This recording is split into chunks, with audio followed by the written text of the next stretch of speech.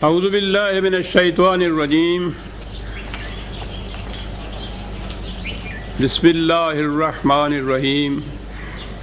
عزیزان مان، آج اپریل 1982 کی 2 تاریخ ہے اور درس قرآن کریم کا آغاز سورہ الفتح کی آیت 11 سے ہو رہا ہے، 48/11۔ آپ کو یاد ہوگا کہ سابقہ آیات میں تذکرہ چلا آ رہا تھا صلح حدیبیہ کا۔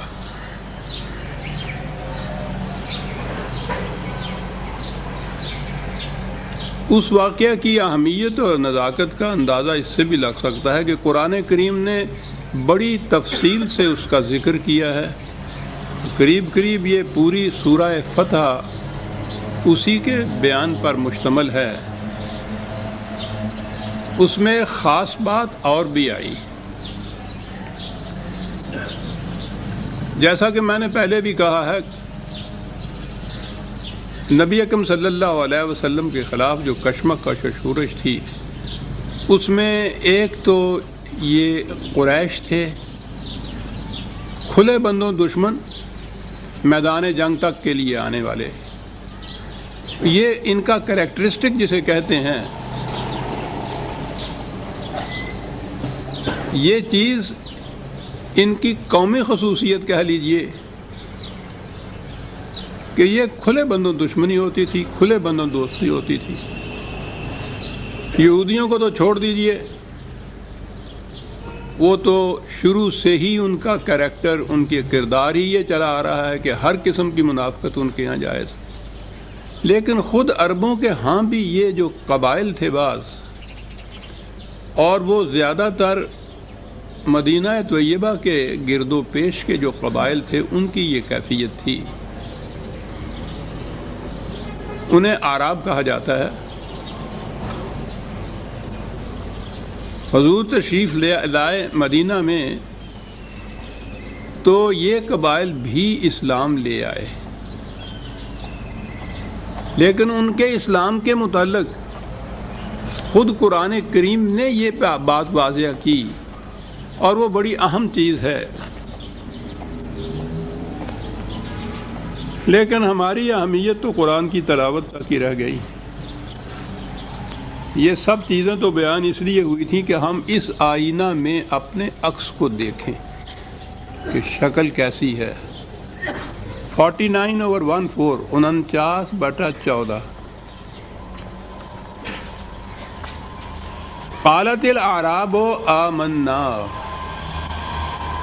میں نے عرض کیا کہ یہ وہ لوگ ہیں جو مسلمان ہو گئے ہیں، ہو چکے ہیں۔ قرآن اس کی شہادت دیتا ہے ان کے اس قول کی کہ یہ اعراب کہتے ہیں کہ ہم ایمان لے آئے ہیں۔ قل لم تؤمنوا، اے رسول ان سے کہہ دو کہ نہیں، تم ایمان نہیں لائے۔ غور طلب چیز ہے۔ وہ ہماری اصطلاح میں وہ مسلمان ہو چکے ہیں، وہ کہہ رہے ہیں کہ ہم ایمان لے آئے ہوئے ہیں۔ یہ نہیں کہا گیا کہ نہیں یہ مسلمان نہیں ہوئے، یہ کافر کے کافر ہیں۔ ان سے کہا کہ نہیں، یہ ایمان نہیں لے آئے۔ کیوں نہیں؟ یہاں بات ان سے کہا کہ ان سے کہو کہ ایمان نہیں یہ لے آئے، وَلَٰكِنْ قُولُوا أَسْلَمْنَا۔ تمہیں ابھی یہی کہنا چاہیے کہ ہم نے اس مملکت کے سامنے اپنا سر تسلیم خم کر دیا ہے۔ اتنی سی چیز ہے جو انہوں نے کی ہے، کہو کہ یہی بات کہیں۔ وہ یہ نہ کہیں کہ ہم ایمان لے آئے ہیں، یعنی یہ جو سلطنت کے سامنے، مملکت کے سامنے سر تسلیم خم کرنا، سرنڈر کرنا جسے اپنے آپ کو کہتے ہیں، یہ نہیں تھا کہ وہ کافر کے کافر رہے تھے۔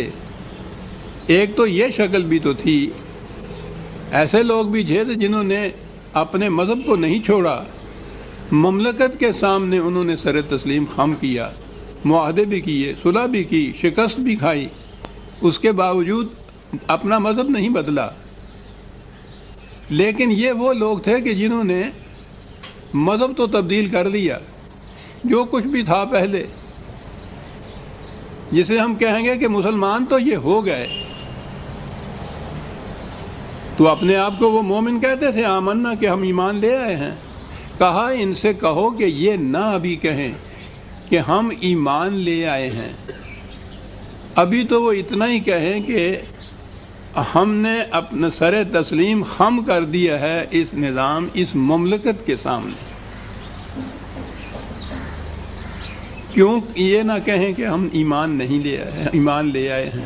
ایسا کیوں کہا گیا کہ ان سے کہو کہ یہ نہ کہیں کہ ہم ایمان لے آئے ہیں؟ اس لیے کہ وَلَمَّا يَدْخُلِ الْإِيمَانُ فِي قُلُوبِكُمْ، ایمان ان کے دل کی گہرائیوں میں نہیں اترا ابھی۔ تو میں نے کہا تھا نا کہ یہ تو آئینہ ہے ہمارے سامنے کہ جس میں ہم دیکھیں اپنے ایمان کی شبیہ کو۔ جو ایمان دل کی گہرائیوں میں نہیں اترا اس کے متعلق کہا گیا کہ ان سے کہو کہ یہ کہیں ہی نہیں کہ ہم ایمان لے آئے ہیں، یہی کہیں کہ ٹھیک ہے اس مملکت کے سامنے ہم نے سر جھکا دیا۔ مملکت تو آج وہ ہے نہیں اسلامی کہیں بھی جس کے سامنے سر جھکانے کی بات ہے۔ ہماری کیا کیفیت ہے؟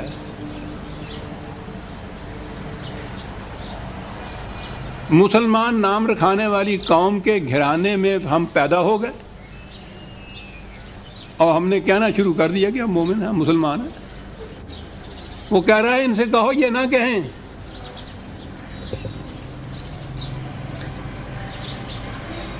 اب ایک تو چیز ہے مسلمان قوم، یہ ٹھیک ہے، تو مسلمان قوم کے فرد تو ہم بن جاتے ہیں پیدائشی اعتبار سے، جسے نیشنلٹی کہتے ہیں نا آج کل کی اصطلاح میں، قومیت جسے کہتے ہیں، وہ پیدائشی قومیت بھی ہوتی ہے۔ جو قومیت باپ کی ہو پیدائش کے اعتبار سے وہی قومیت بچے کی بھی ہوتی ہے۔ یہ نیشنلٹی کا لا ہے، قانون ہے یہ۔ تو ہم جو مسلمان ہیں یہ اسلام ہماری نیشنلٹی ہے۔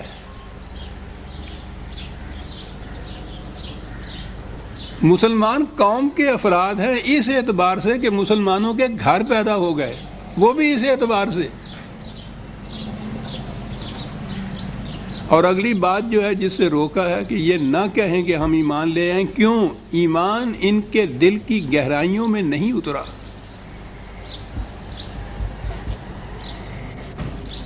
سوچنے کی بات ہے عزیزان من، اپنے اپنے دل کو ٹٹولنے کی بات ہے۔ کیا اس کی گہرائیوں میں کہیں کوئی رمق بھی نظر آتی ہے ایمان کی ہمیں؟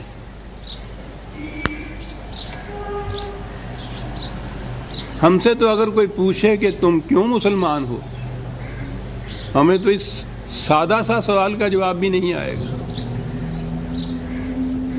یہ تو یہ رہی بات، یہ بات کہ مسلمان کہتے کس کو ہیں، اس سوال کا جواب بھی ہمارے پاس نہیں۔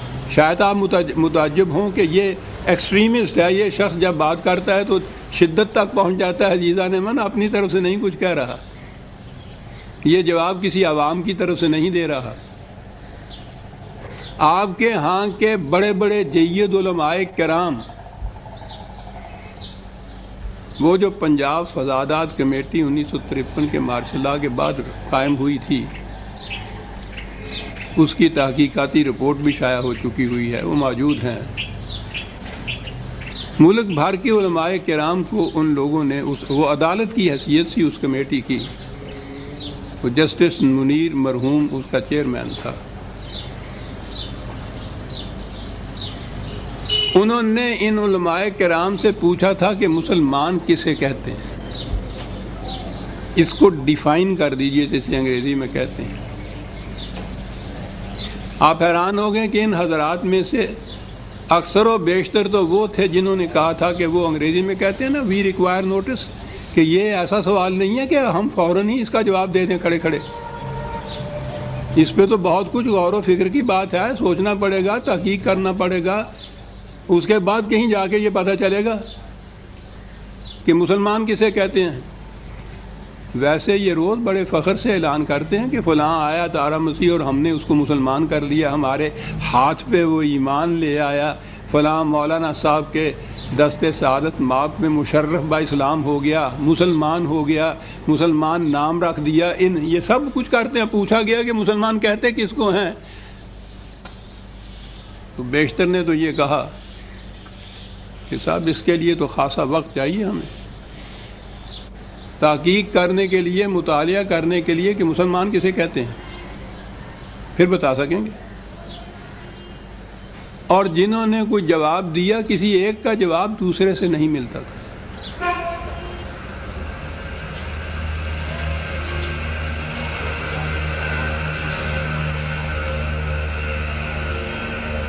اب بھی ان میں سے دو مختلف فرقوں کے حضرات سے پوچھ کے دیکھ لیجئے آپ، دیکھیے کیا جواب ملتا ہے۔ بھانت بھانت کی بولیاں بولی جائیں گی۔ مسلمان کسے کہتے ہیں؟ تو یہ جو چیز ہے، قرآن نے جو معیار بتایا ہے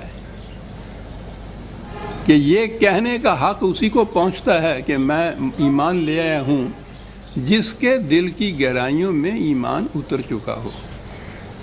ایمان تو کہتے ہی اسی کو ہے۔ قلب و دماغ کی پوری رضامندی اور اطمینان کے ساتھ علی وجہ البصیرت دلائل و برہان کی روح سے یہ جو دعاوی ہیں قرآن کے، ان کو صحیح تسلیم کرنا، اور ایسا تسلیم کرنا کہ پھر یوں ہی یہ دل سے نہ نکل جائے، اس کی گہرائیوں میں اتر چکا ہوا ہو۔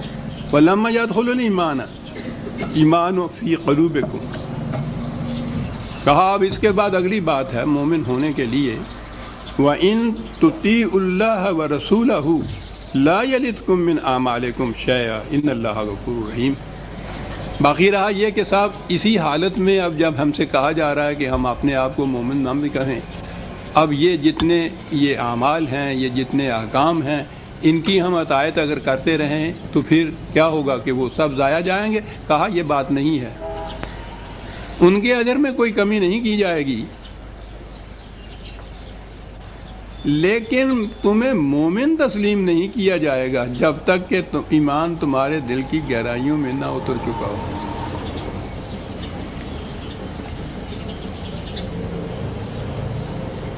تو یہ تو قیامت تک کے لیے ایک معیار قائم ہو گیا ایمان کا۔ یہ تھے وہ آراب، یہ دل کی گہرائیوں میں جو نہیں اترا تھا ایمان، اس کا نتیجہ کیا تھا؟ وہی چیز جو منافقین کے متعلق قرآن نے کہی ہے نا، وہ یہی لوگ تھے۔ حدیبیہ کا واقعہ میں نے عرض کیا کہ بڑا اہم اور بڑا نازک تھا اس دور کی تاریخ میں۔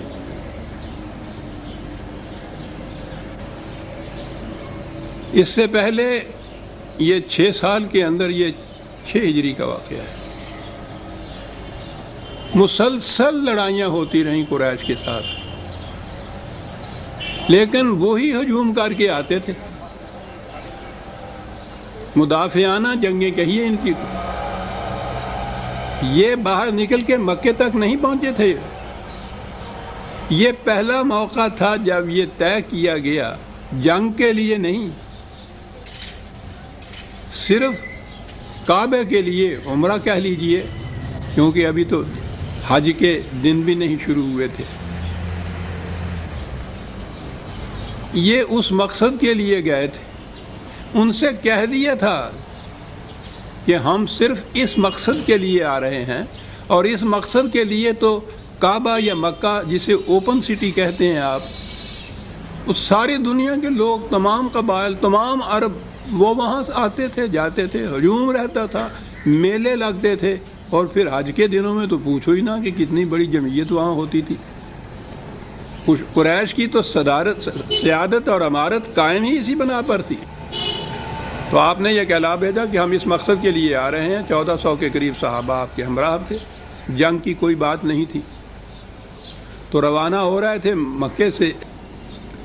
تو جن کے دلوں میں ایمان اتر چکا ہوا تھا، ان کو تو اس سے بڑی خوشی تھی کہ ایک تو کعبے کی زیارت ہوگی، پھر نبی اکرم صلی اللہ علیہ وسلم کے زیر قیادت اس قسم کا باسعادت سفر، پوچھی نہیں ان کی خوشی کا ٹھکانہ کیا تھا. لیکن یہ جو اعراب تھے ان کے دل میں یہ کھٹکا تھا کہ وہ قریش تو یہاں بیٹھے ہوئے چین نہیں لینے دیتے ہم لوگوں کو، اور اب یہ فیصلہ ہے کہ ان کے گھر چلے چلے. تو ان کے ذہن میں تھا کہ وہاں تو وہ بھون کے رکھ دیں گے ہمیں. چنانچہ یہ ساتھ نہیں گئے.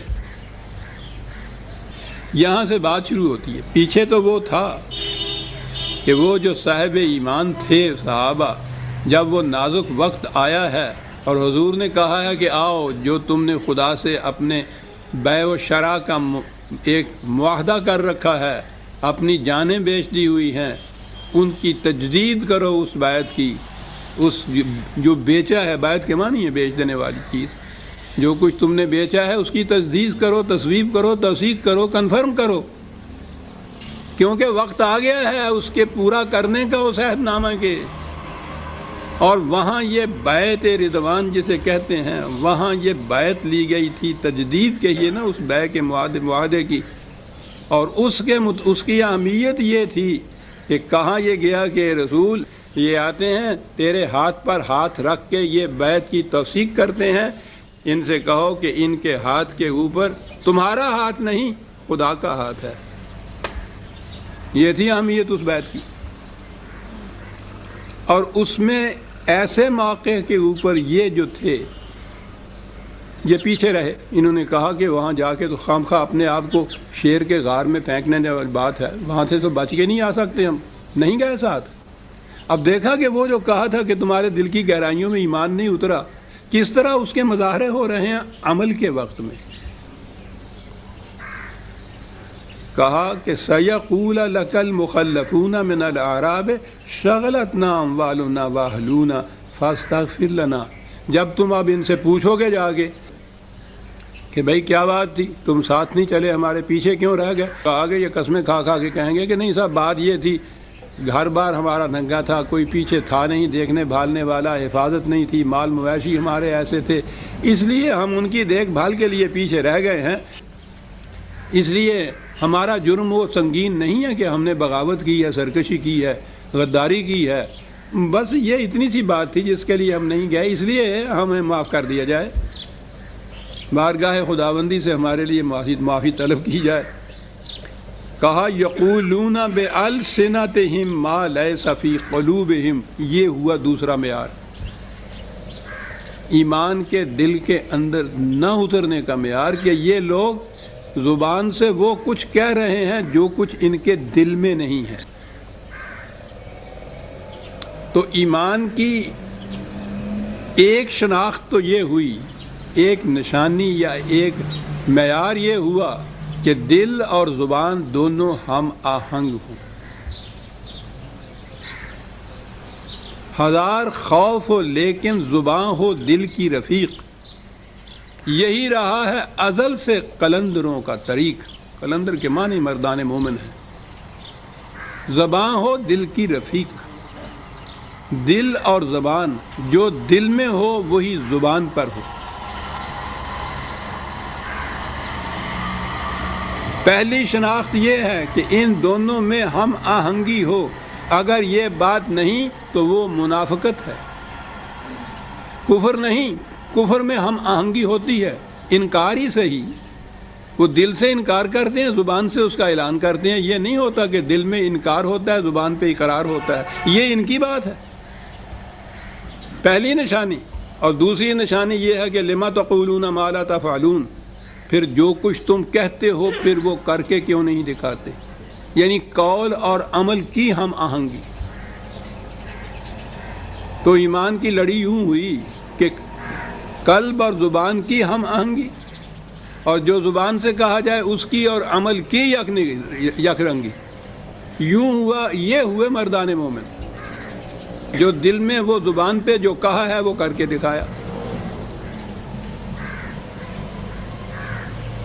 غور فرمایا عزیزہ نے من اس آئینے کو آپ نے. دونوں چیزیں یہاں آ گئی.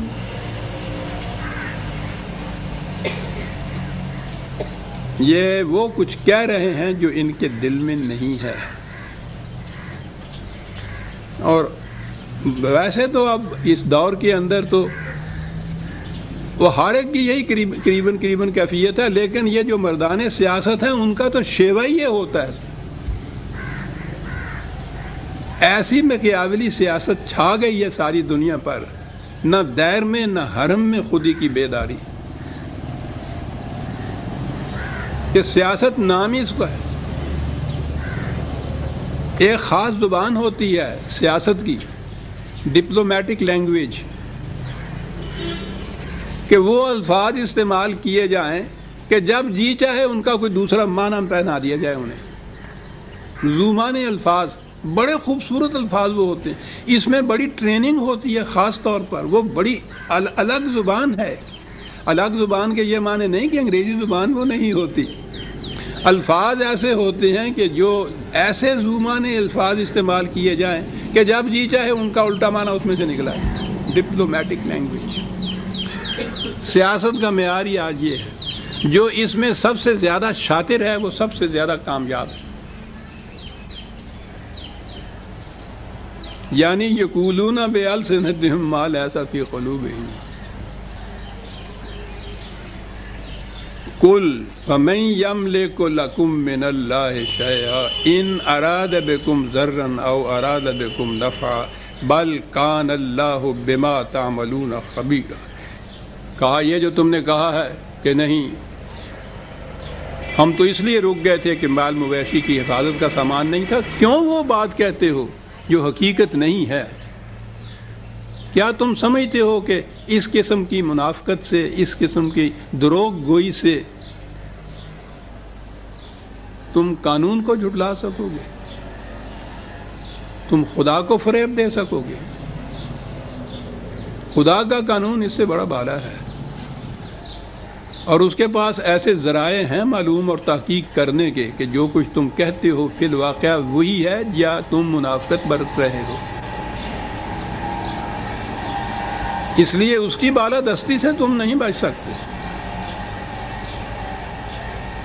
تو یہ دو چیزیں پھر آج ہمارے سامنے آ گئی کہ اسلامی نظام یا مملکت جسے آپ کہیں گے اس میں یہ چیز بھی ہوگی کہ بالادستی اس میں قانون خداوندی کی رہے گی. مملکت کے پاس ایسے ذرائع ہوں گے اور ہونے چاہیے جن سے وہ معلوم کر سکے کہ کہنے والا جو کچھ کہہ رہا ہے یہ حقیقت ہے یا یہ فریب دے رہا ہے، اور یہ محض کسی ظن و گمان وہم کے اوپر یا گمان کے اوپر نہ ہو. فی الواقع ایسے ذرائع ہوں جن سے یہ چیزیں معلوم کی جا سکیں. یہ جو کہا ہے بل کان اللہ بما تعملون خبیرا، یہی بات نہیں ہے کہ خدا کو اس کا علم ہے. خدا کو اگر علم ہے اور وہ علم ادھر نہیں آتا تو اس مملکت کو یا ارباب حل و عقد کو ان کو اس سے تو کچھ فائدہ نہیں پہنچتا. خدا کو اس کا علم ہے. خدا کو کس بات کا علم نہیں ہے؟ لیکن آپ کو معلوم ہے منافقین کے متعلق خدا نے خود رسول اللہ صلی اللہ علیہ وسلم سے کیا کہہ دیا تھا؟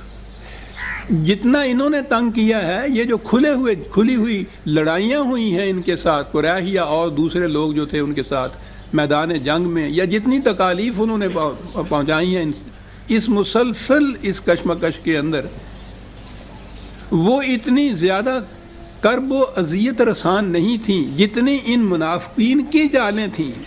یہ چین سے بیٹھنے ہی نہیں دیتے تھے. یہ کیفیت تھی.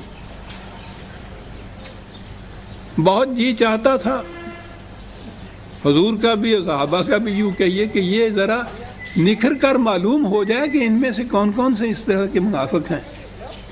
خدا نے کہہ دیا رسول سے کہ ہم نہیں تمہیں بتائیں گے، تمہیں خود ان کی چال اتوار کیریکٹر سے، باتوں سے خود اندازہ لگانا ہوگا کہ ان میں سے منافق کون ہے اور پرخلوص مومن کون ہے. ہم نہیں بتائیں گے. تو خدا نے جو کہا کہ ہم جانتے ہیں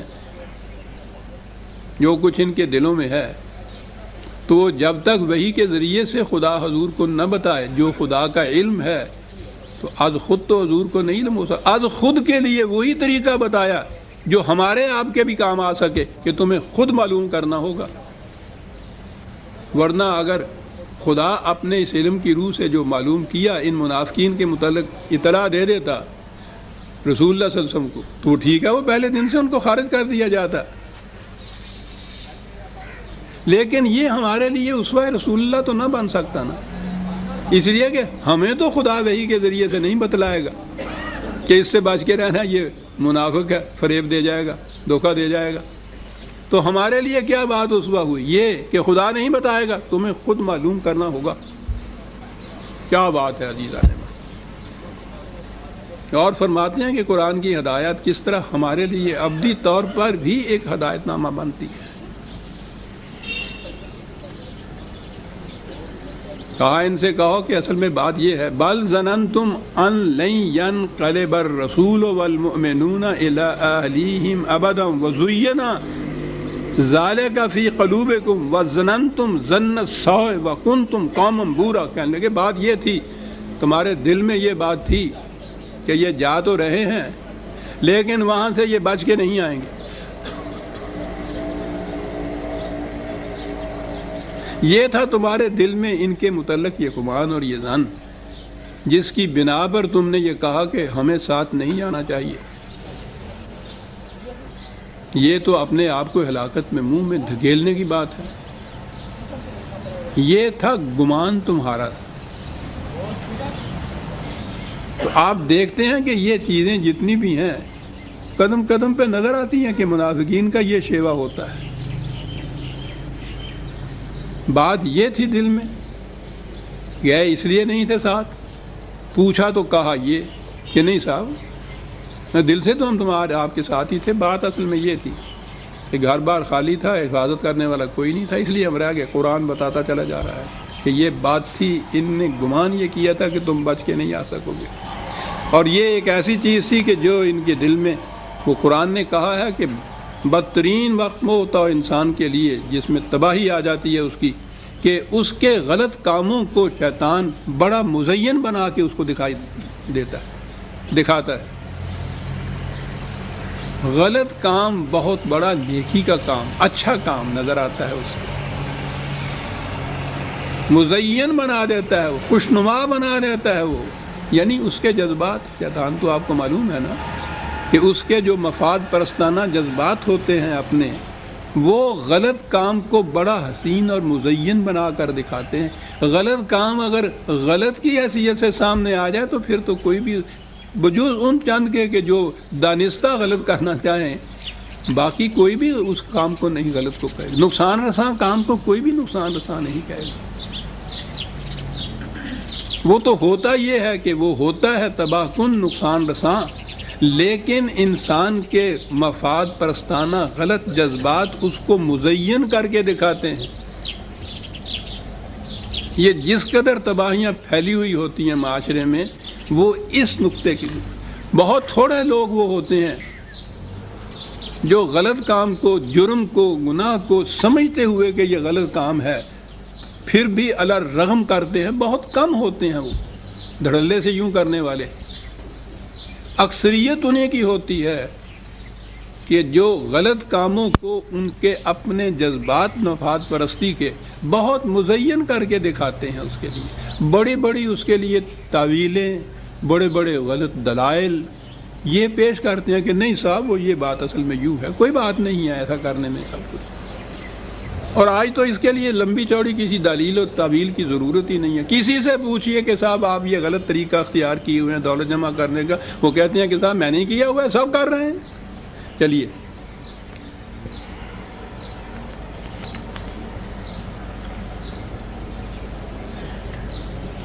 سو سنار کی ایک لوہار کی، ایک ہی دلیل، سب کر رہے ہیں. تو سب کر رہے ہوں جو غلط کام وہ صحیح ہو جاتا ہے، مزین کر کے دکھا دیتے ہیں. لیکن ان سے بتا دیجئے کہ ایمان کی بات ہم نے بتائی تھی کہ اس میں دل اور زبان کا ہم آہنگ ہونا ضروری ہے. وَمَن لَّمْ يُؤْمِن بِاللَّهِ وَرَسُولِهِ فَإِنَّا أَعْتَدْنَا لِلْكَافِرِينَ سَعِيرًا. یاد رکھو، جو اس طرح سے ایمان نہیں لاتا کہ ایمان دل کی گہرائیوں میں اتر چکا ہو، دل اور زبان ہم آہنگ ہو، قول اور عمل کے اندر یک رنگی ہو، اس کا نام ایمان ہے. جو یوں ایمان نہیں لاتا تو پھر سمجھ لیجئے کہ اس کے عمل و امید کی کھیتیاں جھلس کر رہ جاتی ہیں، تباہی جیسے کہتے ہیں اس کے مقدر بن کر رہ جاتی ہے۔ باقی رہا خدا، یعنی اس کو ضرورت نہیں ہے ان کی اس امداد کی اور نصرت کی اور تقویت کی کہ وہ ان کو اپنے ساتھ رکھنا چاہتا ہے، اس کو تو ووٹنگ کی بھی ضرورت نہیں ہوتی، اس کے لیے تو وَلِلَّهِ مُلْكُ السَّمَاوَاتِ وَالْأَرْضِ، ساری کائنات کے اندر اسی کے قانون کی انہوں نے کہا تھا نا کہ ہم سے یہ جو بھول ہو گئی ہے نہیں ساتھ جا سکے، یہ اس کے لیے وجہ ہے و دلیل ہے، اور کہا یہ تھا کہ اس کی ہمیں معافی دے دیجئے، یا خدا سے کہیے وہ ہمیں اس کو معاف کر دے، مغفرت جسے کہا جاتا ہے۔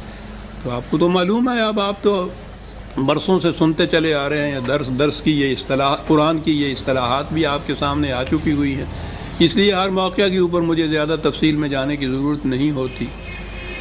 وہ مشکل البتہ یہ ہوتی ہے ضرور کہ جو اب آپ نئے نئے آتے ہیں درس میں، ان کے دلوں کے اندر کچھ سوالات اور اس قسم کے شکوک ابھرتے ہیں، وہ پھر بعد میں مجھ کو کوئی چٹھیاں لکھتے ہیں، کوئی آ کے پوچھتے ہیں، لیکن یہ تو درس میں ہو نہیں سکتا کہ ہر مقام پہ وہ ساری تفصیل جو میں 20 برس سے بیان کرتا چلا آ رہا ہوں ہر درس میں اس کو دہراتا جاؤں، یہ نہیں ہوتا درس کے اندر۔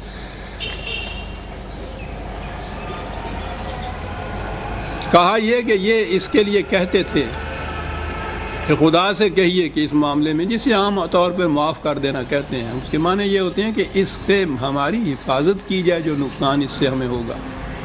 خیر، کہا یہ خدا سے یہ کہتے ہیں کہ خدا سے یہ کہا جائے، یہ بات اس کی نہیں ہے۔ یہ جو ہے نا یغفر لمن یشاء ویعذب من یشاء، یہی بات یہ اس قسم کا من یشاء والی بات جو ہے وہ تو سارے قرآن میں بھری ہوئی ہے۔ ہر مقام پہ آپ دیکھیں گے ترجمے ہمارے ہاں یہی ہوگے کہ خدا جس کو چاہے بخش دیتا ہے، جس کو چاہے وہ پکڑ لیتا ہے۔ اس ایک مفہوم سے ان الفاظ کے عزیزان من قرآن کا سارا نظام مکافات عمل کا ڈھیر ہو کے رہ جاتا ہے۔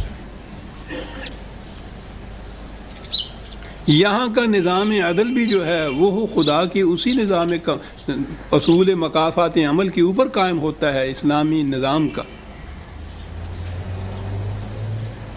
کہ انسان کے اپنے عمل کا ہی نتیجہ ہوتا ہے۔ تباہی آتی ہے اس کی وجہ سے، حفاظت ہوتی ہے اس کی وجہ سے، کامیابیاں ہوتی ہیں اس کی وجہ سے، ناکامیاں ہوتی ہیں اس کی اپنے وجہ سے۔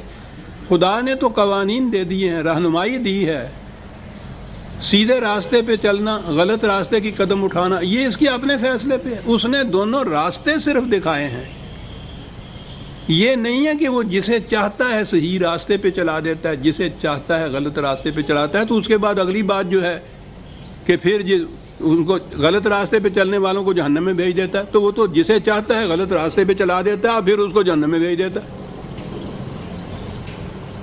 تو یہ بات میں نے عرض کیا ہے نا کہ پہلی دفعہ نہیں آئی، 20 سال سے آتی چلی آ رہی ہے۔ شکوک پیدا ہوتے ہیں یا سمجھنا چاہتے ہیں اگر آپ احباب، تو میں نے یہ بھی کر دیا ہے، آپ احباب کی محنت بچانے کے لیے میں نے سب کچھ لکھ بھی دیا ہے۔ کتاب التقدیر دیکھ لیجئے آپ، یہ من یشاء والی بحث جو ہے پورا میرا خیال ہے کہ چوتھا حصہ کتاب کا اسی کے اوپر منتشر ہے، کہ بڑا اہم ہے یہ۔ یوں ہی آپ نے یہ ترجمہ کیا کہ جسے چاہتا ہے وہ ہدایت دیتا ہے، جسے چاہتا ہے گمراہ کرتا ہے،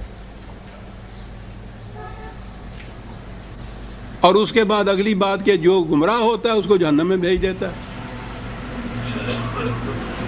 سوچئے نا کیا چیزیں ذہن میں آتی ہیں قرآن کے متعلق۔ تو یہ بات نہیں ہے، اس نے کہا ہے کہ یہ کہتے ہیں کہ خدا سے کہو کہ ہمیں معاف کر دے یا بخش دے یا مغفرت کر دے۔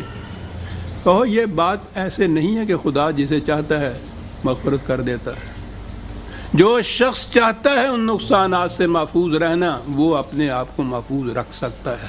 جو ایسا نہیں چاہتا اسے بہرحال نقصان اٹھانا پڑتا ہے، اور اس کا طریقہ بتا دیا، ان الحسنات یذہبن السیئات۔ غلطی ہو گئی ہے، اس کے نقصان رسان نتائج سے بچنے کا طریقہ یہ ہے کہ اس سے بہت ذرا بڑا اچھا کام کر کے دکھاؤ۔ حسنات جو ہیں وہ سیئات کو لے جاتی ہیں۔ یہ ہے من یشاء کے معنی، کہ کہ غلطی اگر ہو گئی ہے اور کوئی شخص یہ چاہتا ہے کہ اس کے جو نقصان رساں نتائج مجھے بھگتنے پڑیں گے اس سے میں کسی طرح سے محفوظ رہ جاؤں، تو اس کا طریقہ یہ ہے کہ اس سے زیادہ وزنی نیکی کا کوئی کام کرو۔ نتیجہ یہ ہوگا کہ وہ اس سہو اور خطا اور اس برائی کے اس غلط کام کے نقصان رساں نتائج سے بھی محفوظ کر دے گا تمہیں، اور اس کے بعد چونکہ یہ بہت بڑا وزنی ہوگا اور کچھ کامیابیوں کی چیزیں بھی تمہارے حصے میں آ جائیں گی۔ اس نے اصول دیا ہے، ثقلت موازین اور خفت موازین کا میزان کھڑی کی ہے، پلڑے ہیں اس کے اندر، برائیوں کا پلڑا اور بھلائیوں کا پلڑا جسے ہم کہتے ہیں۔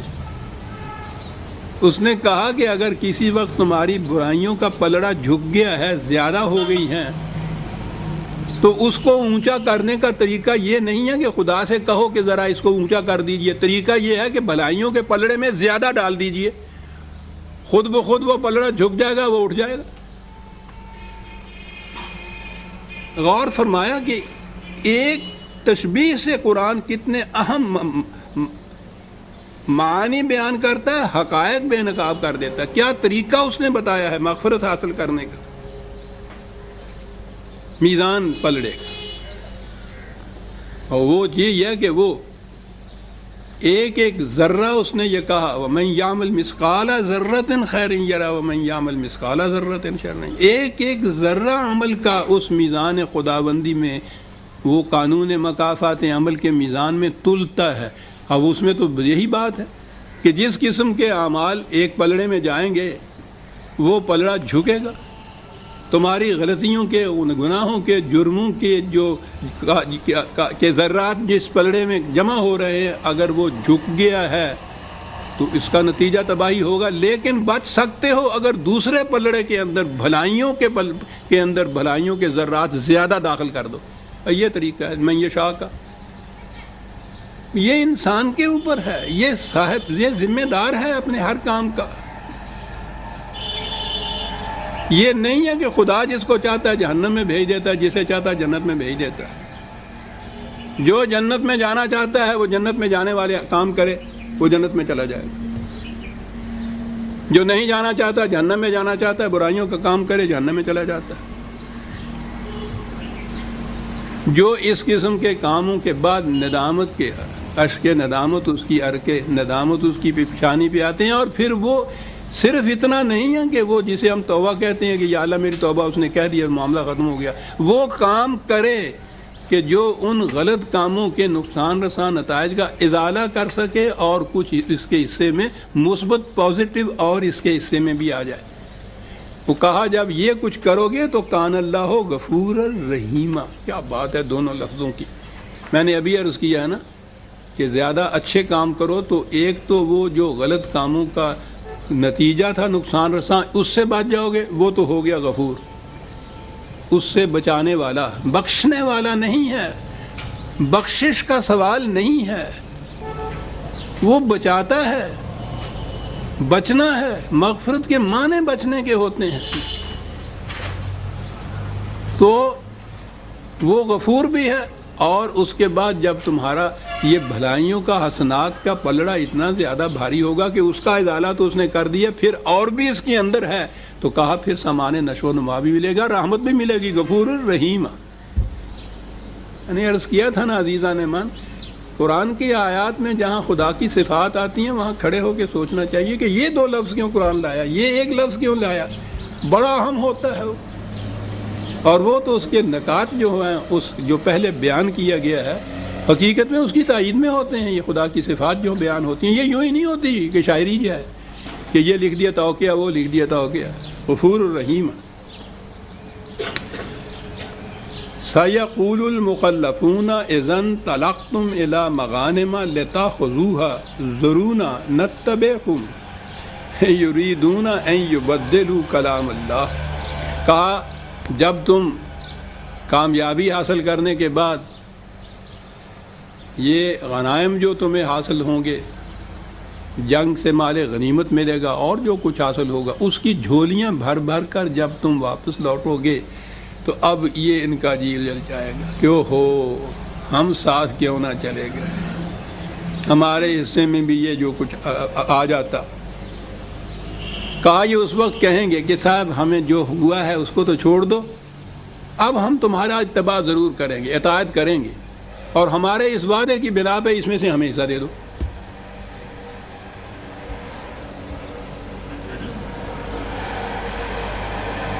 ہماری توبہ تو ہوتی ہے زبان سے یہ کچھ کہہ دینا کہ ہاں صاحب بھول ہو گئی ہماری، یا اللہ میری توبہ، یا میری توبہ، تاکہ اس میں سے کچھ حصہ مل جائے ہمیں.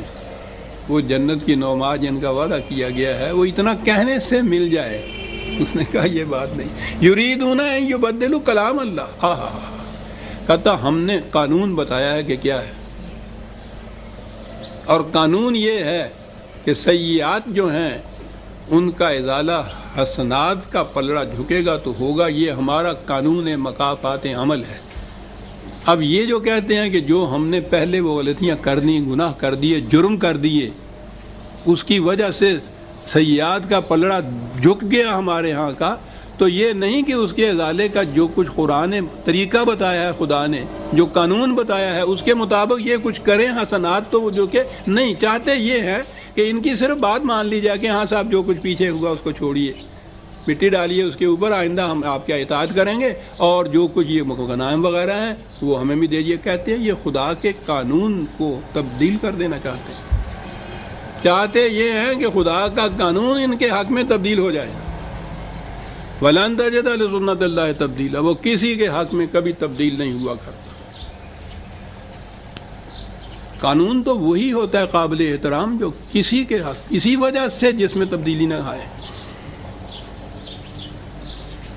اگر انسان، وہ انسانوں کے بنائے ہوئے قوانین میں تو یہ ہوتا ہے نا کہ جس قسم کا جی چاہا بنایا اور جس قسم کا جب جی چاہا اس کو ترمیم کر دی. ترمیم کے معنی بدل دینا ہوتا ہے نا اس قانون کو. کہتا خدا کے قانون میں یہ نہیں ہوتا. یہ چاہتے یہ ہیں کہ خدا کا قانون ان کی مرضی کے مطابق بدل جائے. قُل لَن تَتَّبِعُونَا كَذَلِكُمْ قَالَ اللَّهُ مِن قَبْلُ كَذَلِكُمْ قَالَ اللَّهُ مِن قَبْلُ. کہا یہ جو خدا نے کہہ دیا تھا نا پہلے ہی کہ تمہارے دل کے اندر کچھ اور ہوتا ہے، زبان پہ کچھ اور ہوتا ہے، اس کی بنا پہ یہ بات بھی یوں قابل تسلیم نہیں ہے کہ تم نے یہ کہہ دیا کہ پچھلے کی جو پیچھے ہو چکا ہے اس کو درگزر کیجئے، آئندہ ہم ایسا کریں گے کہ اتنے سے ہی تمہاری بات مان لی جائے اور ہم کہہ دیں کہ ہاں صاحب مخلصانہ طور پہ تم مومن ہو گئے اور آؤ ہمارے ساتھ. کہا یہ نہیں ہو سکے گا. وہ تو اس کے بعد اپنے عمل سے، اپنی روش سے یہ ثابت کرنا ہوگا تمہیں کہ فی الواقعہ جو کچھ ہم کر گزرے تھے اس پہ ہمیں ندامت ہے. آئندہ ایسے کام کر کے دکھاؤ جس سے معلوم ہو جائے کہ فی الواقعہ تمہارے دل کی گہرائیوں میں ایمان اترا ہوا ہے. یہ ہے طریقہ، ایسے کرنا ہوگا تمہیں. فَسَيَقُولُونَ بَلْ تَحْسُدُونَنَا، جب تم ان سے یہ کہو گے کہ نہیں اس طرح سے یوں ہی ایک عرضی دے دینے سے تو معافی نہیں مل سکتی، اس کے لیے تو یہ کچھ کرنا ہوگا.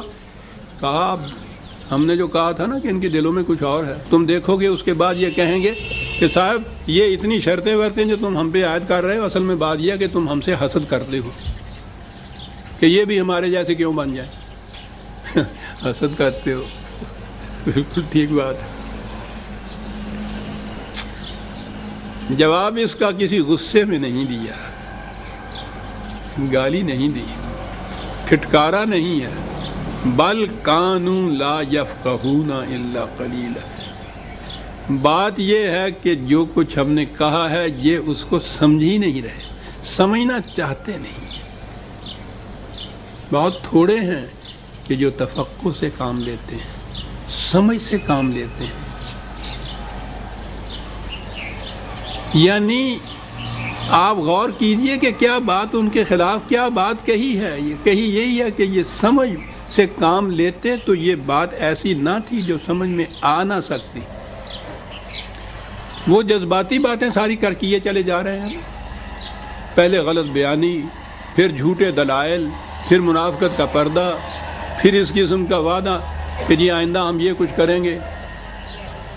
یہ جذباتی چیزیں تھیں. قرآن دلائل دے رہا ہے کہ نہیں بھائی قانون کی روح سے یہ بات ہے، یہ تو حسنات کا پلڑا ہے جو سیئات کے پلڑے کا ازالہ کر سکے گا. بات سمجھنے کی ہے، سوچ لو. کہا بات یہ ہے کہ یہ سمجھ بوجھ سے تو کام نہیں لینا چاہتے، جذباتی طور پہ وہ چاہتے ہیں کہ وہ بھی جذباتی طور پہ آپ کے لیے کچھ کہیں تو آپ بھی جذباتی طور پہ کہہ دیں کہ اچھا چلو جاؤ معاف کر دیا.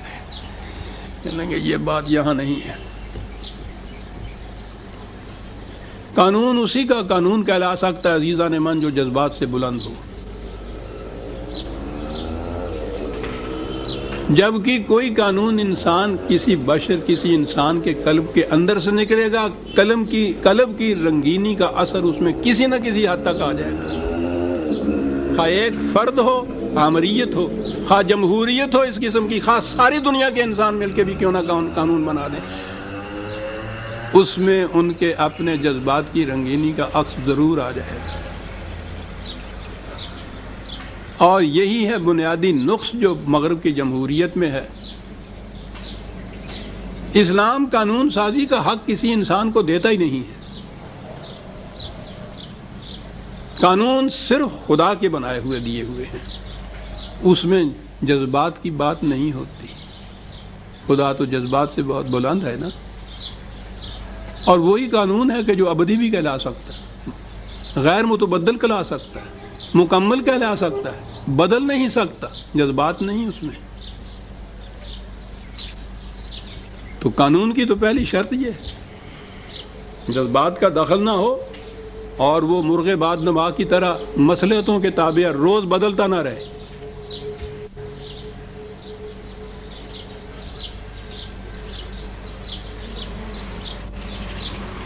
قل للمخلفین من الاعراب ستدعون الى قوم اولی باس شدید تقاتلونهم او یسلمون فإن تطیعوا یؤتکم اللہ اجرا حسنا وإن تتولوا كما تولیتم من قبل يعذبكم عذابا علیما. ان سے کہو کہ بات بڑی صاف سی ہے. یوں ہی زبانی کچھ کہہ دینے سے اور تسبیحوں پہ یہ توبہ کے ورد کر لینے سے تو یہ بات نہیں بنتی. تم کہہ رہے ہو نا کہ آئندہ آپ دیکھیے گا کہ ہم اطاعت کریں گے اور مقابلہ آپ کے ساتھ جائیں گے، تو کہنے لگے یہ بات کوئی دور کی نہیں ہے، یہ لڑائیوں کا سلسلہ تو جاری ہے ابھی. اس کے بعد جو جنگ ہوگی اسی میں دیکھ لیجئے گا، آئیے گا. اگر تم نے صدق کے دل سے ساتھ دیا، میدان جنگ میں ساتھ گئے، جہاں فروشیوں کا ثبوت دیا آپ نے، تو یہ جو پہلے آپ سے غلطی خطا اور سہو ہو گیا ہے، جسے تم کہتے ہو معافی، اس کی معافی یوں ملے گی. اس کے لیے تو خون کی قیمت دینی پڑے گی.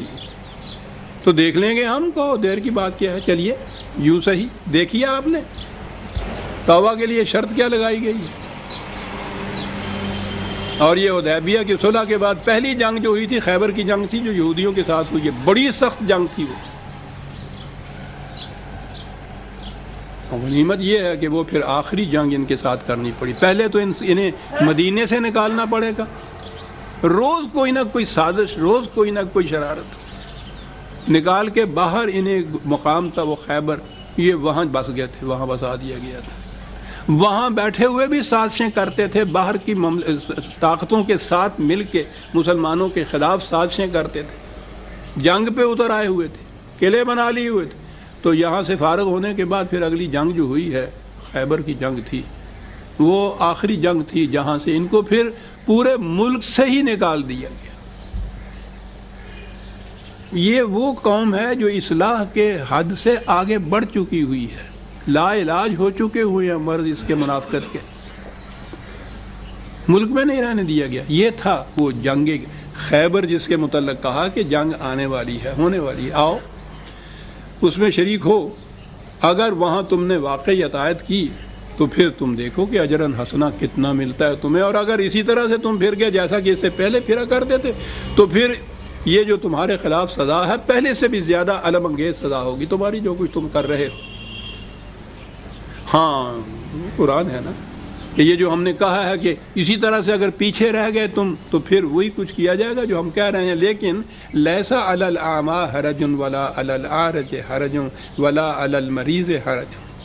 کہنے لگا وہ یہ نہ سمجھ لیجئے گا کہ اس میں استثناء نہیں، مریض جو ہیں ٹھیک ہے وہ نہیں جا سکتے، لولے لنگڑے ہیں وہ نہیں جا سکتے، اندھے ہیں وہ نہیں جا سکتے، تو یہ جو ہم نے کہا تھا نا جو نہیں جائے گا اس کے خلاف یہ سزا دینے والی تدبیر اختیار کی جائے گی، تو اس میں مستثنا ہیں یہ لوگ۔ یہ نہ سمجھ لیں کہ صاحب ہم تو اس معذوری کی وجہ سے نہیں جا سکے، ان کی معذوری تو قابل فہم ہے، وہ مستثنا ہیں اس سے۔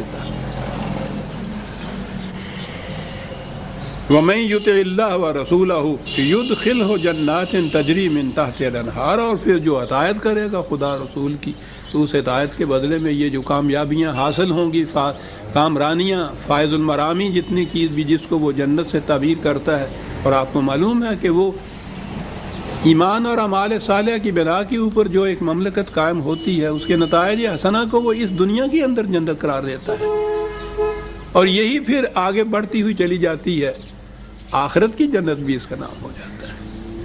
کہا انہیں یہ کچھ حاصل ہو جائے گا، وَمَن يَتَوَلَّ يُعَذِّبْهُ عَذَابًا أَلِيمًا، اور جو پھر اس سے پھر جائے گا پھر اس کو دردناک سزا دی جائے گی۔ اور آپ کو پتہ ہے کہ یہ پھر جانے کے والوں کے متعلق قرآن نے جو دردناک سزا کہی ہے، قوموں کی زندگی میں وہ سزا کیا ہوا کرتی ہے؟